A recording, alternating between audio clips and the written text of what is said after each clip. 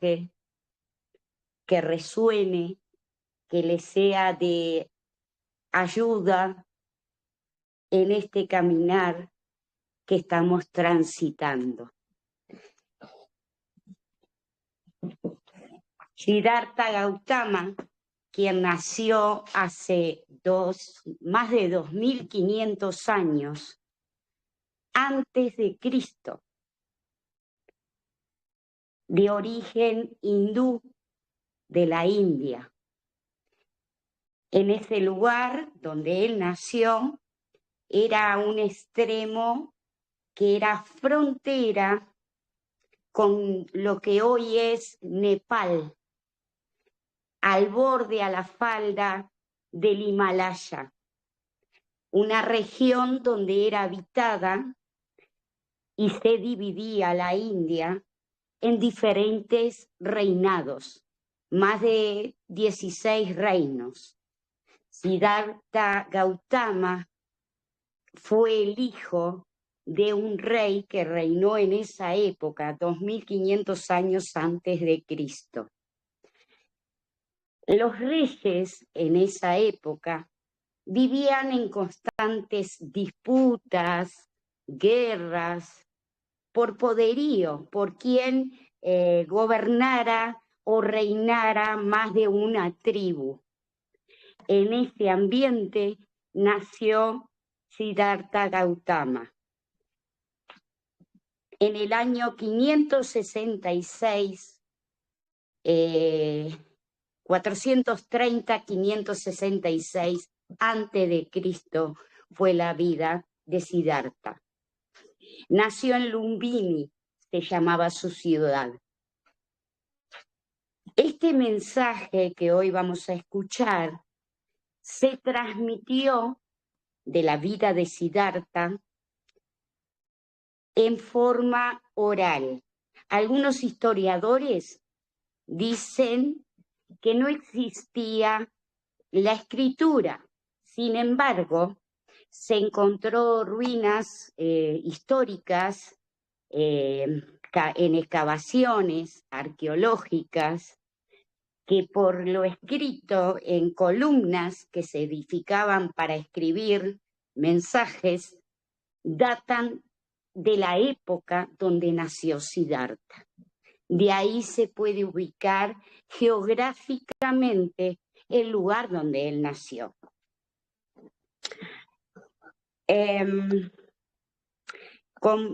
Aún así, el mensaje de Siddhartha es transmitido por los budistas en forma oral de generación en generación. Luego del nacimiento de Siddhartha sucedió un gran milagro, que así se transmite el mensaje, que tiene una connotación muy mágica. Siddhartha, hijo de la reina, a ver si encuentro el nombre,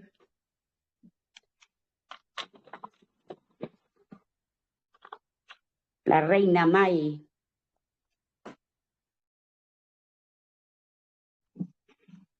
Era una reina que, según la tradición de esa época, cuando la mujer se embarazaba y estaba a punto de dar a luz, debía ir a la casa de sus padres para tener su hijo. En el camino, en ese viaje, ella fue a tomar un baño, hacía mucho calor, y fue allí en ese lugar donde sintió el fuerte dolor de la aproximación de un parto. Saliendo del agua, ella se acostó debajo de un árbol donde nació Siddhartha en una mágica noche de luna llena. El nombre de Siddhartha significa aquel que se realiza en la verdad. Fue así que nació el niño y ella volvió a su reino. No alcanzó a llegar a la casa de sus padres. Este niño, era costumbre de esa época, cuando nacía un niño, que viniera un adivino y lanzara una predicción de lo que sería la vida de ese recién nacido. Y fue así. Vino un adivino y dijo estas palabras: este niño posee las 32 cualidades necesarias para alcanzar la sabiduría. Tomará el camino de la iluminación. El rey, al escuchar estas palabras, quedó tranquilo, porque para alcanzar la sabiduría última había un gran recorrido, el saber. Entonces él quedó tranquilo, pero cuando escuchó que tomaría el camino de la iluminación, el rey sintió temor, porque dijo: y ahora, si mi hijo se va del palacio, ¿quién me sucederá? Porque era común en aquella época que las personas que tomaran el camino del saber, de la iluminación, se retiraran y caminaran largos, largos caminos por muchos años y siguieran gurús, maestros, para encontrar este grado de sabiduría o de iluminación. Entonces fue natural que el rey pensara: se va a ir mi hijo y no tendré descendencia. El adivino predijo además que si Siddhartha se quedara en el reino, sería el más grande de los reyes. Pero que si Siddhartha se fuera de la casa de su padre, alcanzaría la iluminación y libraría del sufrimiento al mundo. El rey tomó medidas para que Siddhartha no se fuera del reino. Amuralló toda la ciudad y probó que esa muralla no se pudiera sortear, que no saliera de la ciudad ninguna persona. Y fueron 2 hombres, uno primero, luego el otro, y lograron salir del palacio, atravesando la muralla. Entonces mandó levantarla aún más, hasta que ninguno pudiera salir. Fue así que se crió Siddhartha dentro del palacio. Cuenta la tradición que, debido a la predicción del rey, fue la manera que encontró el rey de proteger a su hijo. Según los estudios arqueológicos, el pueblo de Siddhartha se trataría de grandes porciones donde habitan en forma grupal casas, 20 casas. Esas 20 casas se sitúan en el medio, una que gobierna las 20. De esta forma se distribuía en la ciudad donde vivió Siddhartha las familias. Cada 20 casas había uno que gobernaba ese grupo. Tenían una vida muy sencilla, el pueblo, al que se le denominaba paria. Una vida muy sencilla, bastante trabajosa. Ellos cultivaban cebada, trigo, sésamo, y los que eran los parias, los obreros. Ahora estaba la otra casta, que era una vida llena de placeres, o sea que era un extremo u otro. Siddhartha fue criado en palacio, donde abundaba en placeres y, bueno, en todas las cosas buenas que él recibía. Cuando Siddhartha era pequeño, en los pueblos hindúes se practicaba el hinduismo primitivo. ¿Qué era? Era una religión que adoraba a diferentes dioses. El principal y más conocido era el dios Shiva. Shiva es un dios que era destructor o creador. Manejaba las dos polaridades. Destruía para crear y así mantenía el equilibrio del universo. En él creía el reino de Siddhartha, el padre de Siddhartha. Los chamanes de la tribu realizaban, hasta hoy lo hacen, sacrificios de animales. ¿Para qué? Para ponerse en contacto con los dioses.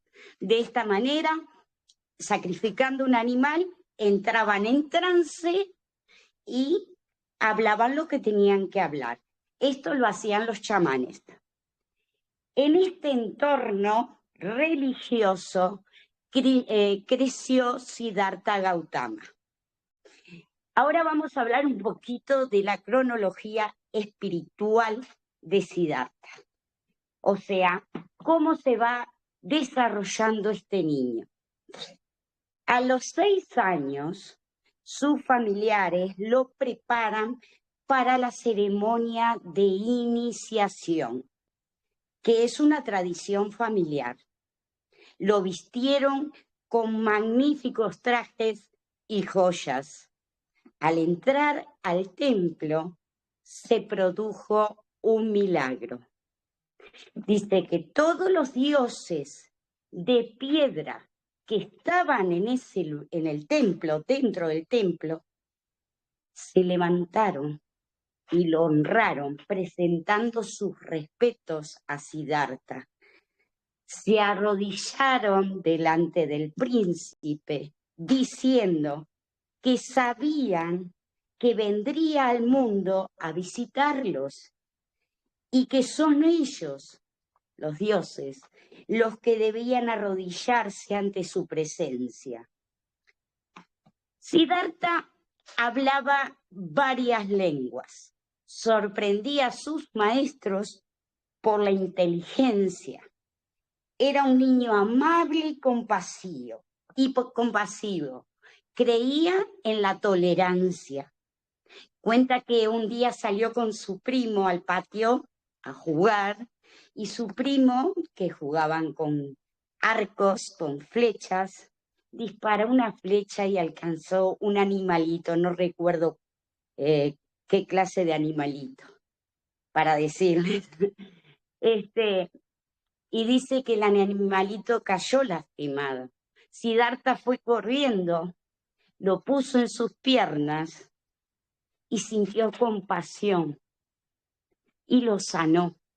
El animalito pronto se puso en pie y se fue. Cuando el primo llega al lugar, el animalito ya se había ido. Se enojó mucho con Siddhartha y le dijo: yo le disparé la flecha, yo lo herí, el animal es mío. Y Siddhartha le dice: no es así, él tiene una vida nueva. En gran disputa, su primo, enojado, van al rey a presentar el caso. El rey le da la razón a Siddhartha. Creció viendo los rituales de los templos, cómo sacrificaban animales en los rituales, cosa que a Siddhartha no le gustaba. Permiso, voy a tomar un poquito de agua. A los 16 años, su padre pensó que ya estaba en edad de casarse. Más que eso, el rey siempre tuvo en cuenta la predicción del adivino. Y el hecho de pensar en casar a Siddhartha tan jovencito era pensar que Siddhartha se quedaría dentro del palacio a formar su familia. Según las costumbres, se convocó a todas las jóvenes de los reinos vecinos, a las del reino de él y a las de los reinos vecinos. Dice que vinieron de todos los lugares. Y se les prometió un regalo a cada una de ellas. Se presentaron 12.000 jóvenes. Siddhartha dio un regalo a cada una, pero ninguna le gustó. En eso, luego de dar el último regalo, él ve que hay una joven que se está preparando para marcharse de palacio. Y fue en ella que se fijó. Se acerca y se da cuenta que esta joven no había recibido el regalo. Y le dice Siddhartha, ¿y por qué no te presentaste a recibir tu regalo? Esta joven le contesta que ella ya tenía mucho, que no necesitaba recibir un regalo. Era la hija de un rey, encargada de gobernar las vacas, que era un puesto muy honorable. Siddhartha quedó prendida de esta joven y le dice a su padre que es la joven con que le gustaría casarse. El papá de la chica, cuando se entera que fue la elegida, no consideró para nada a Siddhartha candidato para su hija. ¿Por qué? Porque Siddhartha era un príncipe que era muy benévolo, era muy de paz, no era un príncipe guerrero, no era un príncipe como los de esa época, aguerrido, de pelea, de conquistas. Y se lo dijo, no, pero yo no te considero para esposa de mi hija, no te considero digno. Siddhartha le dice a su padre, ¿por qué no organizas un torneo donde yo demuestre mis capacidades? Y fue así que se convocó en el reino al torneo. Aquí que se agruparon los mejores arqueros en grupos de 15.000, en las 4 direcciones, en los 4 puntos se colocaron y Siddhartha quedó en el medio, ordenando que cada uno dispare una flecha contra él. Ninguna de las flechas fue a dar en Siddhartha. Fue así como, y con otras pruebas más, fue así como Siddhartha se gana el respeto del rey, quien se acerca y le pide perdón y le dice que sí, que se case con su hija. Así fue que Siddhartha se casó con esta joven. Siddhartha pasó todas las pruebas de poder.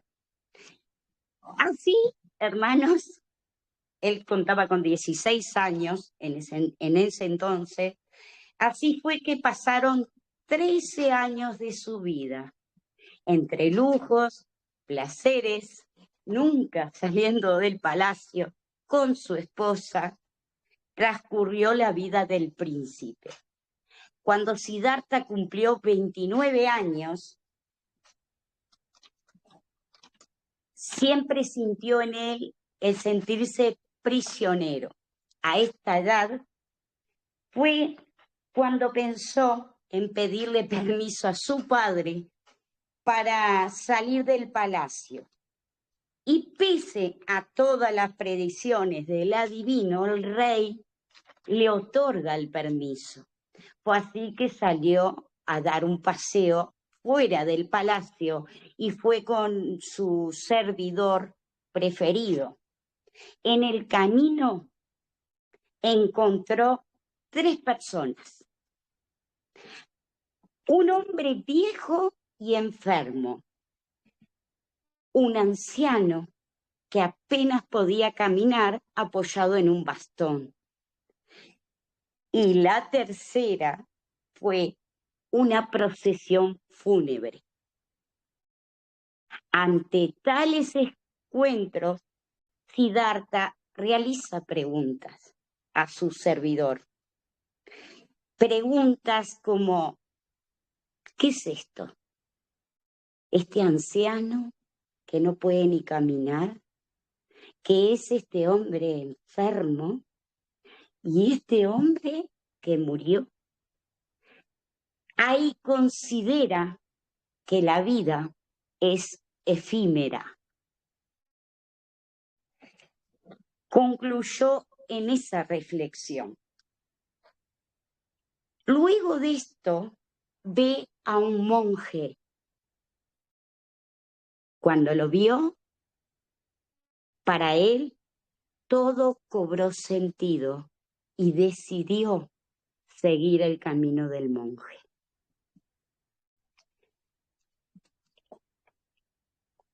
Porque reflexionó que encontrar sentido a la vida en ser monje, en meditar, en cómo atenuar el sufrimiento de los demás.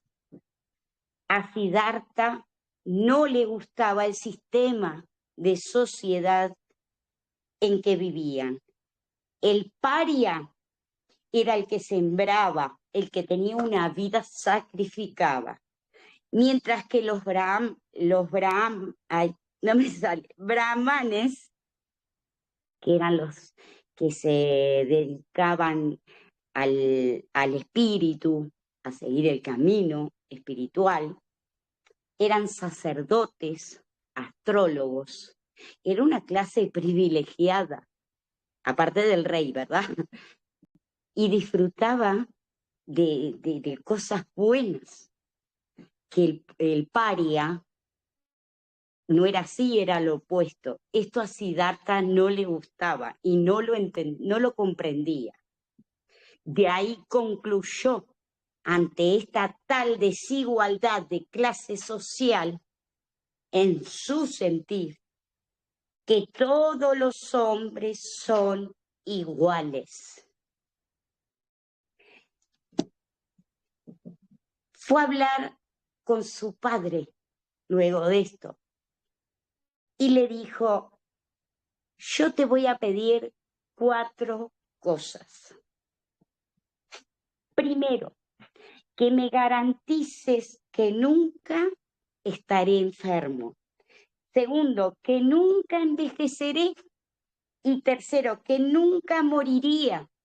Más cuarto, que estaría libre del deseo, la lujuria y la avaricia. El rey, tartamudeando, le dice: esas cosas ni siquiera los dioses las pueden dar. ¿Cómo te puedo dar algo que no poseo? Mirá, tenés todo el reino, todos los placeres, todos los lujos, las joyas, pero esas 4 cosas yo no te las puedo dar. Entonces Siddhartha le dice: permíteme marcharme a buscarlas. El rey le concede marcharse. En ese interín, la esposa de Siddhartha, que estaba embarazada, da a luz y le coloca el nombre de Rahul a su hijo, que significa traba, obstáculo. El joven Siddhartha, aún así en reflexión, dice: ahora que nació mi hijo, que tiene el poder de la traba y el obstáculo, Rahul era quien tenía ese poder, dice: no me puede detener lo que yo quiero hacer desde que entiendo que tengo que buscar el camino para atenuar el sufrimiento. Aquí no lo voy a encontrar, yo tengo que salir de acá. Y fue así que marcha del palacio. Salió del palacio juntamente con su servidor y llegan al límite, a la frontera, al límite norte del reinado. En el límite, que hay un río, no recuerdo el nombre, entrega a su servidor todo su vestido real, sus joyas, sus 2 espadas. Y dice así: ve y dile a mi familia que no volveré hasta que no encuentre las enseñanzas, hasta que no encuentre la iluminación.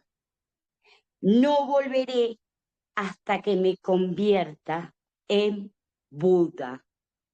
¿Qué significa Buda? La palabra Buda significa el despierto, el iluminado, el consciente. Este es el significado de la palabra Buda.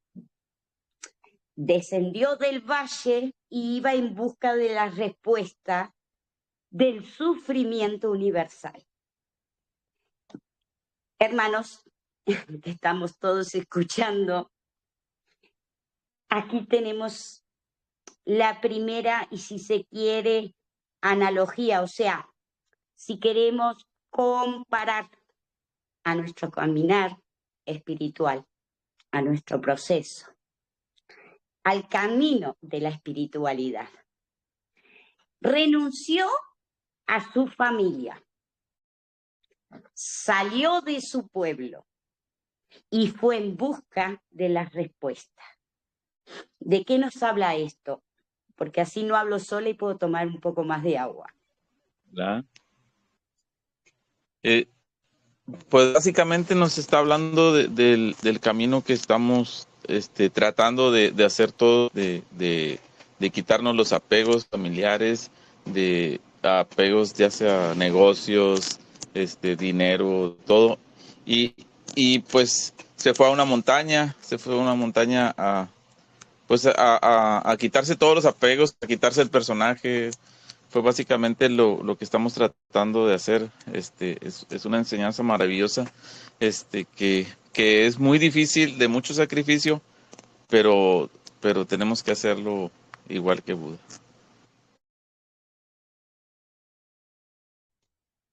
¿Quiere compartir algo? Yo, hermanita, qué maravilloso. Estoy como, el pecho me tiembla porque estoy emocionada, más amo a Buda. Y bueno, la historia la contaste muy linda. Si bien la había visto cortita, pero no con tantos detalles y me estoy maravillada. Y siento eso, que era un hombre que ya vino con esa misión tan marcada, tan despierto, que nada lo detuvo, o sea, ningún apego, porque él tenía un propósito y fue hacia él. Precioso. Te amo, te honro. ¿Quién más quiere compartirnos algo? El hermanito Inés, ¿verdad? Ahí lo principal que yo sentí que nos está demostrando es el desapego a todo. O sea, no hubo nadie que lo detenga, sino el querer buscar su enseñanza.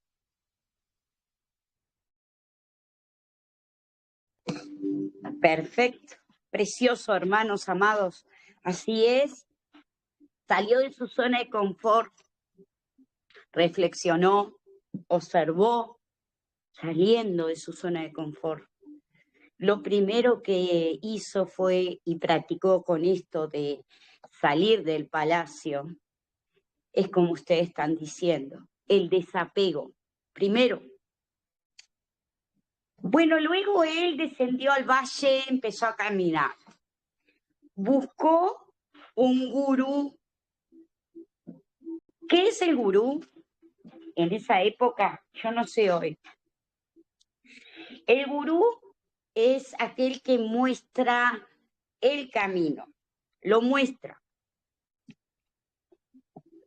Prepara el espíritu para aceptar la verdad.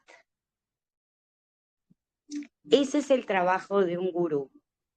Preparar el espíritu para aceptar la verdad. ¿Qué hizo Siddhartha con este gurú? Bueno, se recogió el cabello, empezó a meditar. El gurú abre el corazón a lo divino, a la verdad. Todo ocurre entre tú y la verdad. ¿De qué nos puede estar hablando esto? Luego que nos desapegamos, ¿qué buscamos nosotros? El corazón. Abrirlo. La verdad. Estamos buscando la verdad.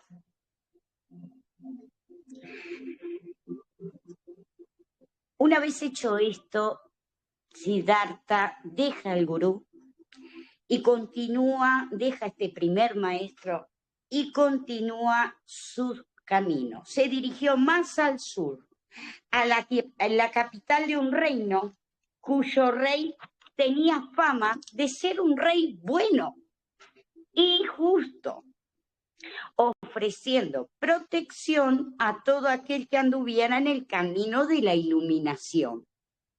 ¿Qué se acostumbraba a las personas que andaban en este camino? Como era una vida que se empezaba a practicar de renunciamiento, ellos andaban como mendigos. Ellos iban de ciudad en ciudad, donde les daban de comer, los alimentaban. Así andaban ellos. La ciudad donde transitó Siddhartha, el rey tenía esta fama de que él brindaba protección, o sea, atendía a estas personas.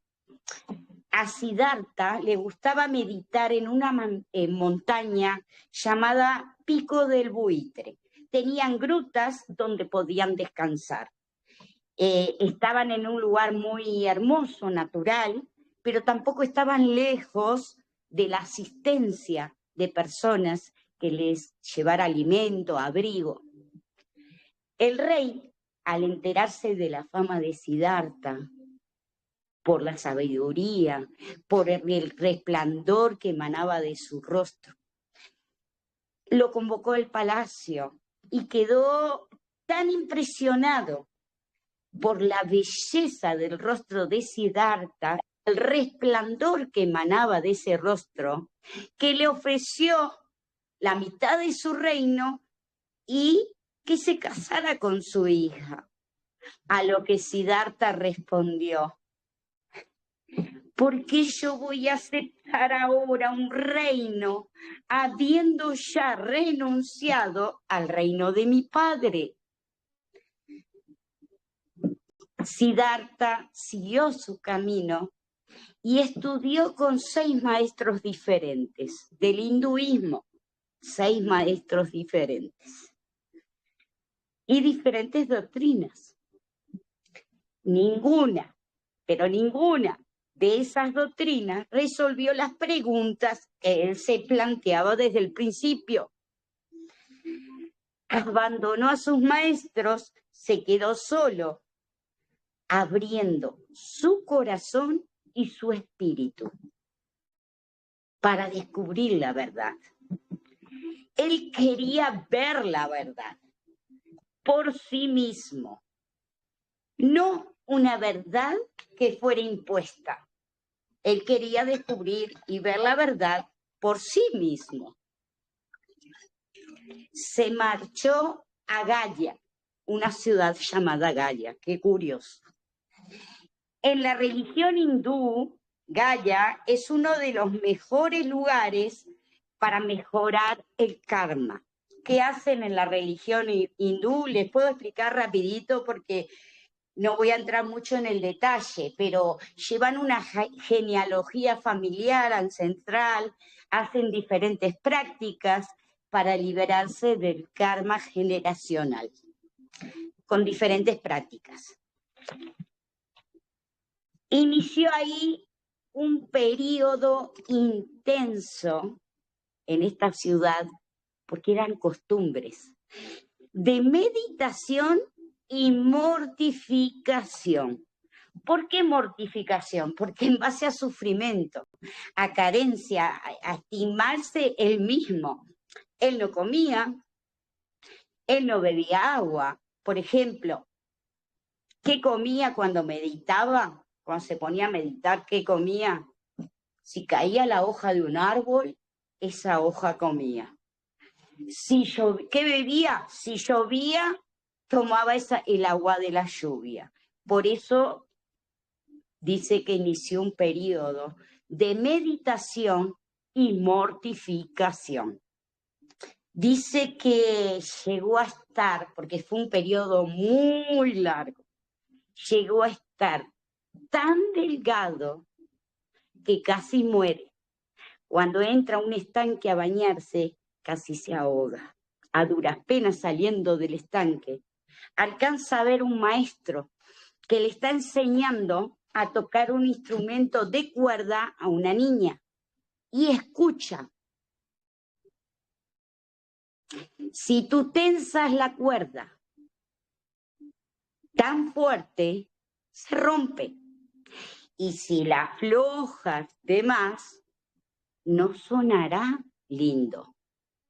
De allí, con eso que escuchó, Siddhartha concluye, tomó esa enseñanza que el maestro le daba a la niña para sí mismo y concluir algo muy importante. La enseñanza para él fue que los extremos no eran buenos, que había que tomar la vía del medio. Hermanitos, ¿de qué les habla esto? Que ya nació con el yo De soy. estar en nuestro centro, hermanita.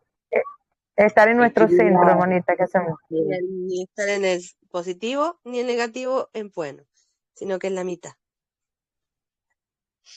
Que ya nació con el yo soy incorporado, él ya sabía que era contra el sistema porque él ya sabía quién era. Y al saber quién era, empezó a meditar y encontrar su yo soy, su centro, su silencio. Y nada, ni nadie, ningún sistema, ni ninguna mujer, nada, no, quería su misión. Y me encantó, precioso. Exactamente, mis amados. Él halló el equilibrio en esa reflexión que hizo. Fue el primer fundamento budista. Rechazar los extremos, el punto medio. Eligió el punto medio. De los placeres reales donde nació y de las excesivas privaciones. Entonces, ¿qué hizo él? A 5 kilómetros de Gaya, se sentó debajo de un árbol durante semanas para meditar. Utilizó, esto me sorprendió, me acordé mucho de mi hermana que es Heknekti. ¿Cómo meditó? Utilizó la técnica de la meditación que consiste en concentrarse únicamente en la respiración. Debajo del árbol utiliza esa técnica. Concentrarse únicamente en la respiración. Buscaba así la solución a lo que hace al hombre desdichado, a la enfermedad, el sufrimiento, la frustración, la vejez y la muerte. Él quería encontrar esas respuestas. Dice que los demonios hicieron de lo suyo, lo incomodaban tratando de sacarlo de ese foco, hicieron cuanto pudieron para interrumpir su meditación. Tuvo muchas tentaciones atribuidas a un demonio llamado Mara. Lo tentó con visiones de mujeres hermosas y de placeres. Siddhartha venció las tentaciones Los textos sagrados que se escribieron mucho tiempo después cuentan que después de 40 días, esto me llamó mucho la atención pensando en otro maestro también, de meditación, Siddhartha abandonó su cuerpo.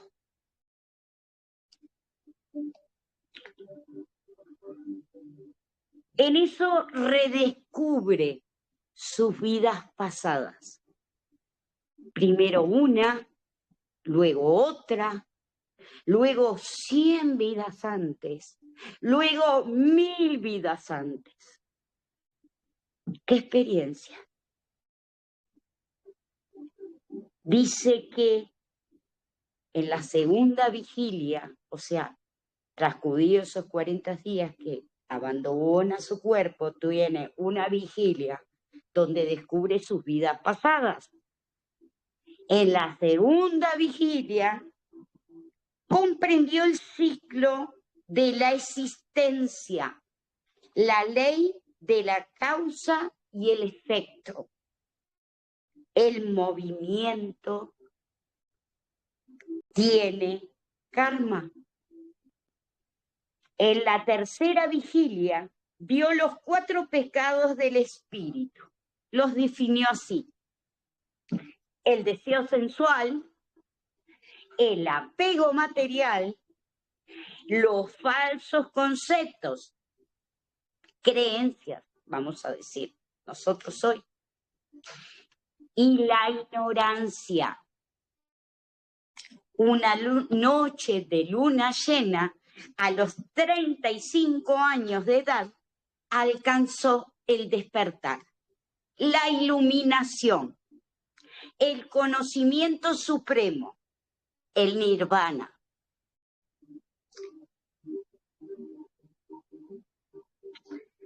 Así, y en este lugar, se liberó de toda clase de impresión, de las impurezas que nos obligan a renacer vida tras vida. En cuanto hay un cese completo de deseo, un cese completo de protección mental, cualquier persona se puede convertir en un iluminado. Los budistas dicen de la iluminación. Esto es hermosísimo lo escribí bien, derechito como ellos dicen. Y es hermoso para apreciarlo. Es como una llama que se apaga. ¿A dónde va? No se sabe. Si va hacia arriba, hacia abajo, a la derecha, a la izquierda. Ya no está, está apagada. La iluminación es como una llama que se apaga. Qué paradójico, ¿verdad? Porque imaginamos iluminación, algo incandescente, algo... Sin embargo, los budistas dicen así: la iluminación es como una llama que se apaga. Por eso le llamamos nirvana. Vana, en Pari, el dialecto de esa clase trabajadora, sacrificada, llena de sufrimiento, significa deseo. Es como la extinción del deseo, como el cese completo. ¿A dónde va la llama? Nadie lo sabe. Con la meditación profunda se descubre que las ideas ser, no ser, vida, muerte, venir, marchar, son falsas ideas. ¿Qué nos puede hablar esto? A mí, en mi sentir, me habló de trascendencia. Si somos capaces de liberarnos de las percepciones erróneas, nos liberaremos de los males y de los sufrimientos que siempre provienen de esas falsas percepciones. Todo esto se puede borrar con la práctica de la profunda meditación. Cuando se consigue esto, entonces se es libre, no se tiene miedo. Y aquí presté mucha atención, porque estamos caminando, hemos recibido, estamos integrando, nos compartimos desde nuestros sentires, y cada uno integra en su medida. Y esto a mí me llamó la atención. La ausencia del miedo es la base de la verdadera felicidad. Cuando Siddhartha alcanzó por fin las respuestas a sus preguntas, se convirtió en Buda, que significa el iluminado. Pasó varios días bajo el árbol. Luego de esto, ya había estado 40 más 3 vigilias, ¿verdad? Pasó varios días más bajo el árbol, apreciando su felicidad, la iluminación. Varias personas venían a él desde el pueblo. Mas él, ¿qué fue lo primero que hizo? Luego a apreciar esa felicidad, esa iluminación. Se levanta y va a buscar aquellas personas que desde que él salió del reino de su padre fue conociendo. ¿Para qué? Para compartirles lo que había hallado.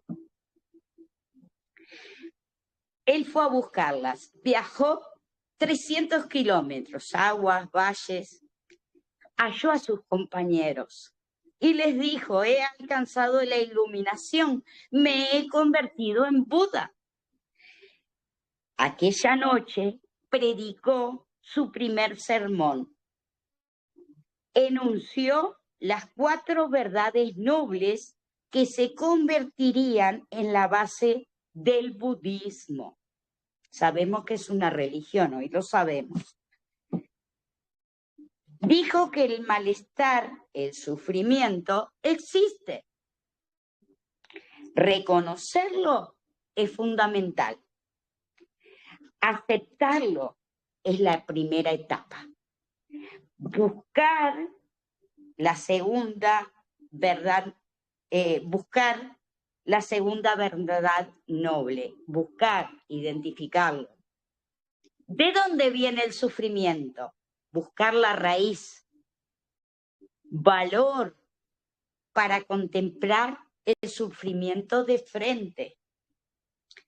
La tercera verdad es que el sufrimiento puede transformarse. La cuarta, cuando reconocemos la causa del sufrimiento, podemos descubrir qué práctica podemos hacer para transformarlo. Buda propone seguir un camino que lleve al nirvana. Con reglas sencillas, la práctica nos conduce a la felicidad.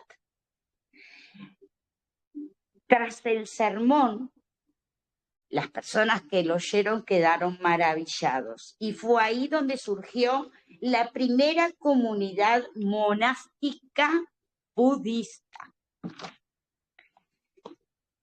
Buda fue el primer revolucionario de su época, enseñando la ley del Dharma. Recorrió la India de norte a sur, enseñando esta ley. El mensaje revolucionario fue enorme para la época. Enseñó su doctrina por 40 años. A los 80 años cayó enfermo, dando su último sermón, enseñando sobre la muerte.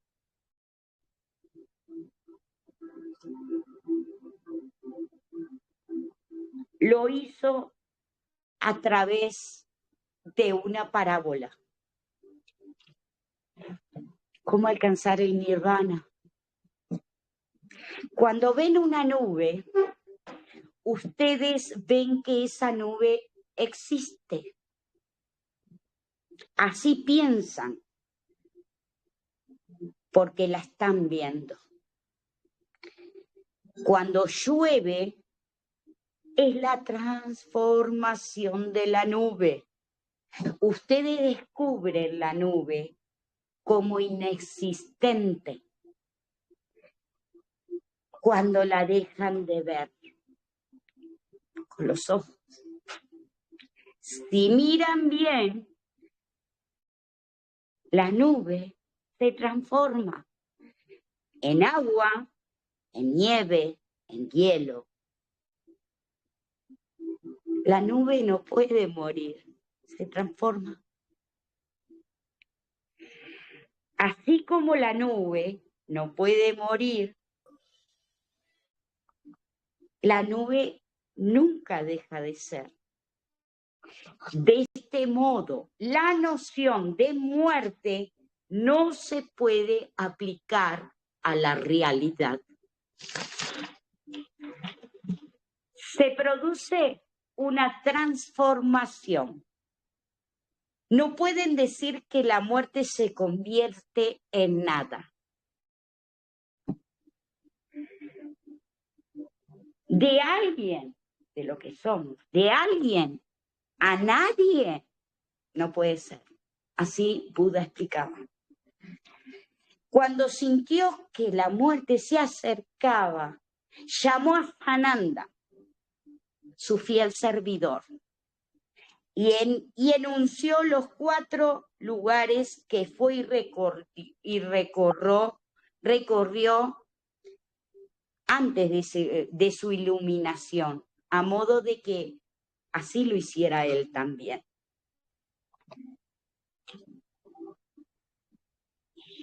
El último mensaje lo voy a dar ya al final. Vamos primero, fundamentalmente, en qué basó su mensaje el Buda. Él decía, todos los hombres son iguales. Ninguno está por encima de ninguno, ni por debajo. ¿De qué nos habla esto, mis amadísimos hermanos? Voy a apagar el micrófono y voy a tomar. Amor incondicional.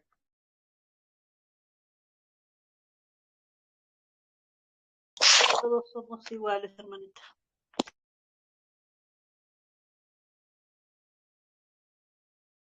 Somos uno. Somos uno.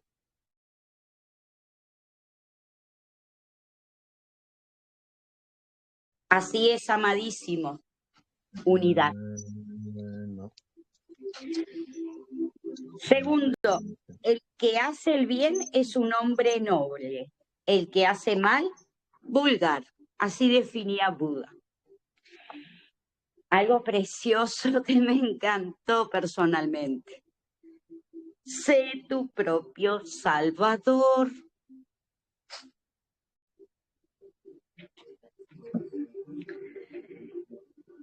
Sé tu propia luz.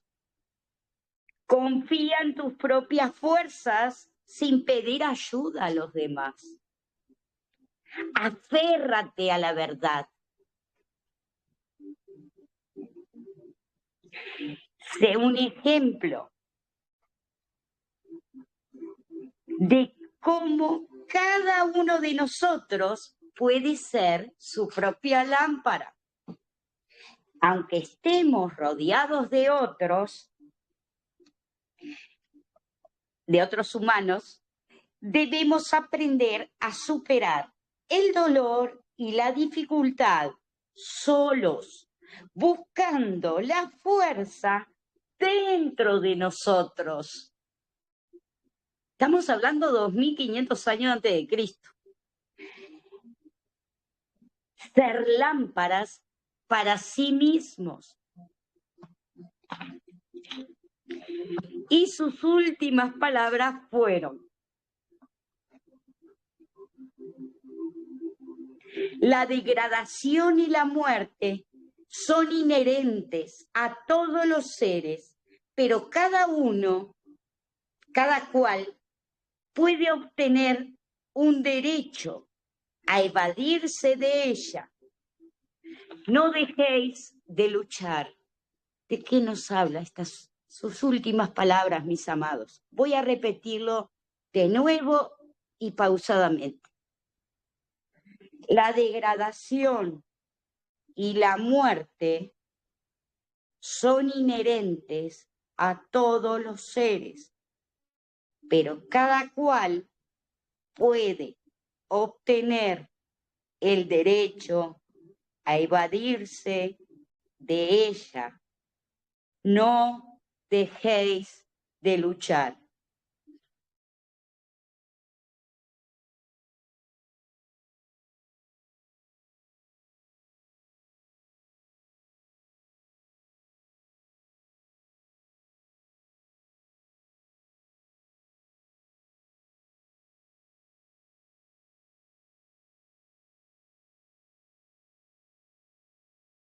¿Alguien quiere compartir algo?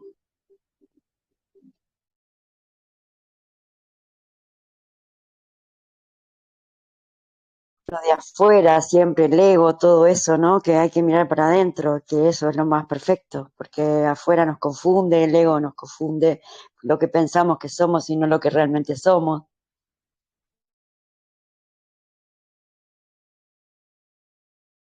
Exactamente, la doctrina budista habla de reencarnación, de impureza, que venimos una y otra vez y otra vez y otra vez a vivir y repetir. Habla de la degradación y la muerte son inherentes a todos los seres, pero cada cual puede obtener el derecho a evadirse de ella. No dejéis de luchar. Habla de libre albedrío. ¿Cómo podemos vivir? ¿Seguimos en el personaje? ¿Alimentamos el personaje? ¿O vamos y venimos a nuestro centro, nuestro ser, y nos alimentamos como seres de luz y crecemos y continuamos con firmeza? Me resonó la primera capa del ADN que hablábamos, de que él dijo algo del pasado, ¿no? De limpiar las impurezas de todos los ancestros o cosas del pasado, y era lo que hablábamos en la primera capa del ADN, de todo el tatarabuelo, abuelo, todos los sufrimientos pasados. Eso me resonó mucho.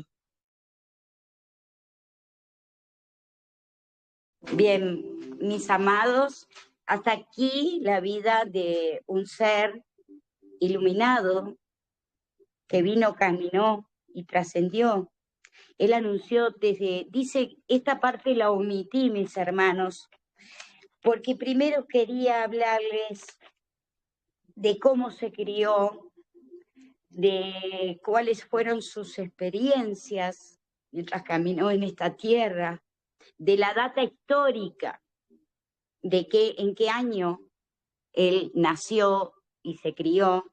Quería compartirles todo esto y omití un poquito el nacimiento, porque, como les dije al principio, es para, como decía el gran maestro Sananda, el que tiene oídos, oiga. Como les dije al principio, es para escuchar, porque si no vamos nosotros a pasar por alto el mensaje. Si desde el principio yo les digo esto que les voy a decir ahora, voy a ir allí, lo sé, pero lo quiero leer tal cual. Escribí como 10 páginas y la verdad porque me encantó.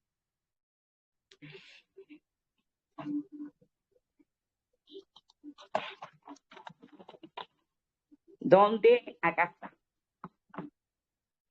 La mamá de él, una reina maya, murió a los 7 días de dar a luz. Se llamaba Devi, la reina Devi. El niño fue encargado a su tía. Lo que les voy a compartir es lo que se lee, se propaga oralmente, se ha escrito luego. Dice que cuando Siddhartha Gautama nació, ocurrió un gran milagro. Dice que este niño, recién nacido, se bajó y caminó 7 pasos. Y a cada paso se abría una flor de loto. Fue allí donde él, levantando su dedo, enunció que él vino para iluminar al mundo y que esta sería su última vida. Y bueno, amados, yo quería compartir las experiencias de un ser que vino y caminó en esta tierra y que dejó una gran enseñanza a seguir hace más de 2500 años, más allá de lo mágico que puede ser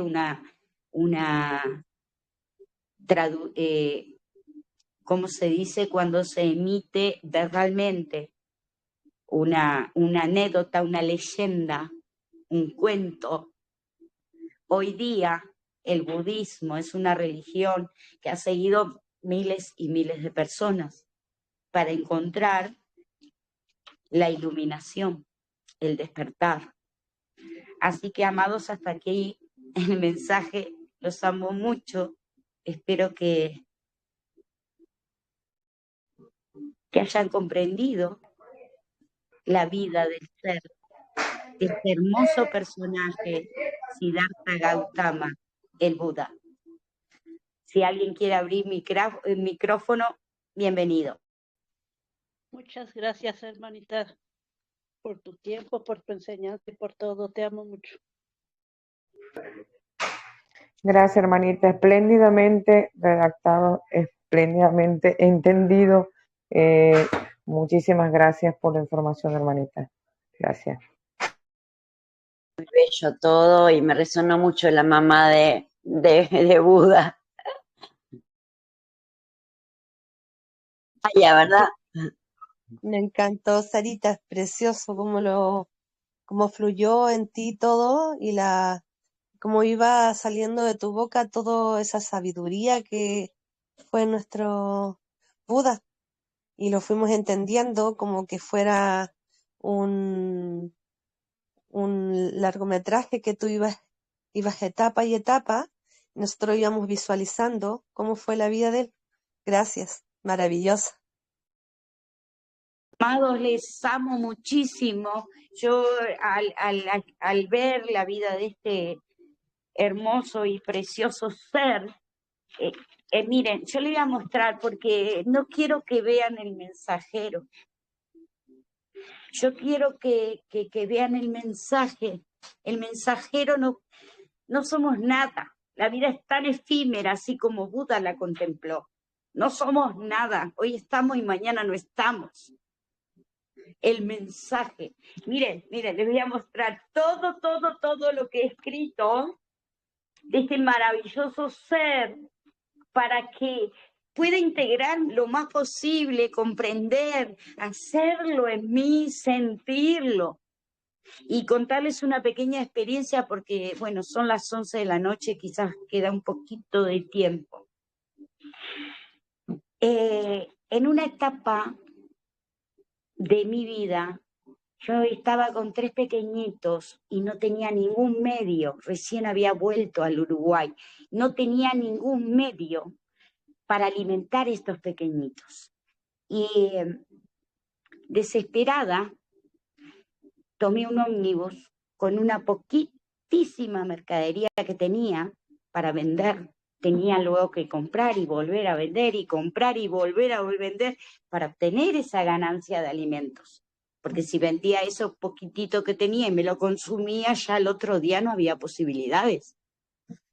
Y hermanos amados, subí al ómnibus a vender y era tal mi estado espiritual, porque era espiritual, más que biológico. mental, que no me salieron las palabras, fui incapaz de hablar. Y me arrimé al chofer y le dije que me alcanzara hasta el lugar de donde se compraba mercadería, que era lejos, como 20 y pico de kilómetros. En el camino me asaltaban muchas ideas y no eran buenas. La mente cuando vuela juega sucio. Hay muchos pensamientos. Y cuando bajé, doy gracias a los seres de luz, a los guías, a los arcángeles. Cuando bajé del ómnibus, hermanos, yo no me sentía en mí misma. Estaba decidida a acabar con mi vida. No creía la manera, ni la forma, todavía no la consideraba. Fueron minutos, porque mientras yo recorría esos kilómetros pensé en muchas cosas. Cómo alimentar a mis hijos, cómo abrigar a mis hijos, pleno invierno, bajo cero. Yo venía del Paraguay, de un clima de 40 y pico de grados. Entonces jugó esos pensamientos tan fuertes en mi mente que fueron en contra del sentido común. Y bajé del ómnibus, hermanos, y crucé involuntariamente, porque ni cuenta me di. Crucé una avenida de doble vía muy concurrida por vehículos. La crucé con semáforo en rojo. Cuando alcancé, ahí tomé en cuenta porque escuché, no porque vi, escuché que una mujer que pasaba junto a otra, mirándome, le dijo una a la otra, esta mujer está loca, acaba de cruzar plena avenida con semáforo en rojo. Aún así yo no alcanzaba a razonar nada. Escuché esas palabras, por eso puedo dar cuenta hoy y contar lo que me pasó. Y llegué a un lugar en unos pequeños pasos, porque ya no podía dar más. Observé un murito donde me permití sentarme y cerrar mis ojos. Y saliendo de mi cuerpo, que hoy sé que salí de mi cuerpo, en ese momento y durante mucho tiempo no supe lo que me pasó, pero les voy a narrar la experiencia. Primero, hermanos, yo sentí en mi piel el calor del sol. Luego, hermanos, escuché, pero esto fue paso a paso, no fue todo a la vez, ni junto. Primero sentí el calor del sol en mis mejillas. Luego escuché sonidos, escuché bocinas, motores, pero paso a paso, independientemente uno del otro. Luego escuché pasos de personas. Luego sentí que me elevaba y ya no sentí nada de eso, ni el calor del sol, ni los pasos, ni... No vi nada, hermanos, pero sí tuve un diálogo con un ser que me llamó por mi nombre y me dijo, tú tienes una misión, tienes que criar tus hijos. Y me dio el nombre completo. Mis hijos, como todos sudamericanos, la gran mayoría le ponemos nombre de telenovela, ¿no? Le ponemos 2 nombres, por si fuera poco. Llamó a cada uno, esto es una nota jocosa porque no quiero que sea trágico, porque son experiencias para nuestro aprendizaje. Llamó a cada hijo mío por su nombre, que eran 3 en ese momento, y me dijo, tú tienes la capacidad para criarlos. Y yo contesté, ¿y tú quién eres? Y él me dijo, soy tu guía. Yo no vi nada, aclaro, pero sí sentí una gran paz, enorme paz. Esa fue la única conversación. Y entré, así como salí, en ese mismo proceso. Primero escuché ruidos, identifiqué vehículos, bocinas, pasos. Luego sentí el sol en mi rostro. Y luego sentí mi cuerpo. Y lentamente abrí mis ojos. Para mí en ese momento fue una experiencia que no lograba descifrar, pero sí que había tomado un nuevo respirar mi ser. Eso sí, porque yo pude levantarme, caminar y volver en mí. Era como que yo había perdido la brújula de mi vida, la razón de mi vida. Y después de esa experiencia pasó eso. Así que, hermanos amados, es nuestro caminar, es nuestro aprendizaje, es nuestro contrato de vida.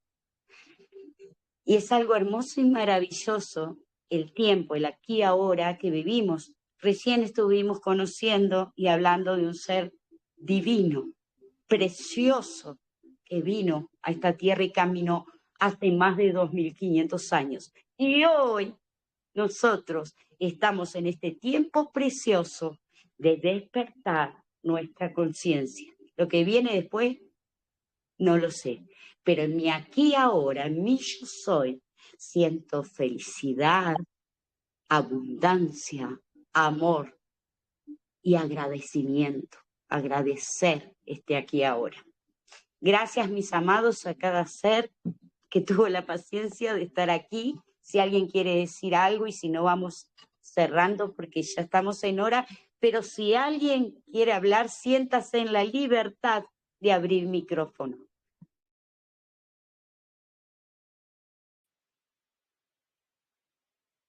Solamente gracias y admiración por tu compartir. Hermoso tema, muy bien guiado, muy claro. Y me quito el sombrero. Mucha sabiduría en ti, hermanita querida. Muchas gracias. Te amo mucho, te honro. Sarita, Amado, Sarita, te honro. te amo. Muchas gracias porque me sigues dando la certeza de que estoy en el camino correcto, que estoy haciendo lo que tengo que hacer. Te amo y te honro. Agradezco tu sabiduría y tu tiempo, tu estar aquí. Te lo agradezco. Te amo. Amo profundamente a cada uno de ustedes. Honro a cada ser de luz que nos acompaña, a cada elevada, a los ángeles, arcángeles, a Mamita Maika, al maestro Sananda, a Lady Nada, a este tiempo, a este aquí ahora, tiempo no tiempo. Gracias, gracias, gracias.